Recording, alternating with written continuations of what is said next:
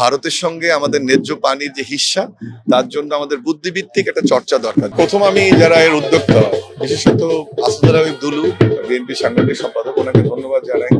এরকম একটা জনসংযোগমুখী কর্মসূচি গ্রহণের জন্য। এবং আমার জানা মতো উত্তরবঙ্গে এত বড় কর্মসূচি 5টি জেলায় 11টি মঞ্চে আগে হয়নি। সো তিস্তাকে নিয়ে যে রাজনীতি ছিল তার বাইরে এসে সাধারণ মানুষের জন্য যে একটি ইভেন্ট অর্গানাইজ করা বা কর্মসূচি দেওয়া, সেটি কিন্তু আসাদুল হাবিব দুলু দিয়েছেন। এটি প্রথম একটা নতুনত্ব।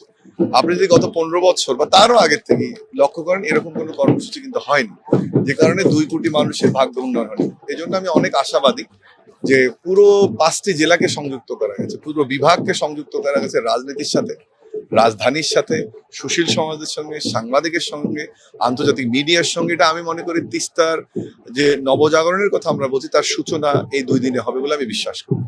দ্বিতীয় যে প্রশ্নটি হচ্ছে কতটুকু সফল হবে, সেই জায়গাটিতে অনেক ইফস অ্যান্ড বার্ডস আছে। যেমন আমরা যে জায়গাটাতে আমি মনে করি যে 2 জায়গাটাতে সমান গুরুত্ব দেওয়া উচিত।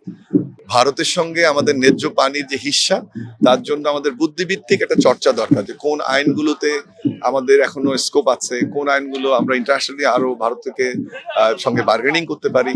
একই সাথে আমরা যে ভারতকে অযাচিতভাবে রোড, রেল এবং পোর্টের ট্রানজিটটা দিয়েছি, ওগুলোই হতে পারতো একটা বিনিময় মূল্য আমাদের তিস্তার পানির সঙ্গে, কিন্তু সেটি আমরা দিয়ে দিয়েছি। যেটা এখন হতে পারে সেটি হচ্ছে যে আমাদের একটি আশা আছে, ভারত বেশ কিছু রেল লাইন এবং বাস লাইন পোর্টের প্রপোজ করেছে, যার ডাইরেকশনটা আসলে আমাদের মাতারবাড়ি ডিপ সি পোর্টে। এখন এটা নর্থ ইস্টের জন্য, ইন্ডিয়ার জন্য খুবই গুরুত্বপূর্ণ। একটাই ভরসা আমি দেখি যে মাতারবাড়ি ডিপ সি পোর্টের যে কানেক্টিভিটি, সেটির সঙ্গে তিস্তার এই যে আমাদের পানির যে ন্যায্যতা, তার একটা বিনিময় হতে পারে। আরেকটি কথা এখানে খুব ক্লিয়ার করা দরকার, যে আমরা যেটা বলছি যে ভারতে কেন্দ্রীয় সরকারের কাজে বাধা দিচ্ছে স্থানীয় সরকার বা প্রাদেশিক সরকার, বিশেষ করে মমতা বন্দ্যোপাধ্যায়, এটি আসলে সাধারণ মানুষ জানে না হয়তো বা, যে এটি একটি রাজনৈতিক কার্ড। কিরকম, যে ভারতের কনস্টিটিউশন কিন্তু রাইট দেয় তাদের কেন্দ্রীয় সরকারকে, আর্টিকেল 73 যেটা বলি, সে সমস্ত চুক্তি স্বাক্ষর করবে। হ্যাঁ, অনেক সময় মতামত নেয়, কিন্তু সেখানে বলা আছে যে মতামত উপেক্ষা করেও ভারতের বৃহত্তর স্বার্থে চুক্তি স্বাক্ষর করতে পারে। আমার মনে হয় এই আলোচনাগুলো কিন্তু আসে না, অথচ মমতাকে একটা ট্রাম্প কার্ড হিসেবে ব্যবহার করা হয়। আমরা আশা করব যে নতুন বাংলাদেশে এই জিনিসটাকে নতুন করে ভাবা হবে। এরপরে দ্বিতীয় যে জিনিসটিতে আসতে চাই, সেটি হচ্ছে তিস্তা মহাপরিকল্পনা।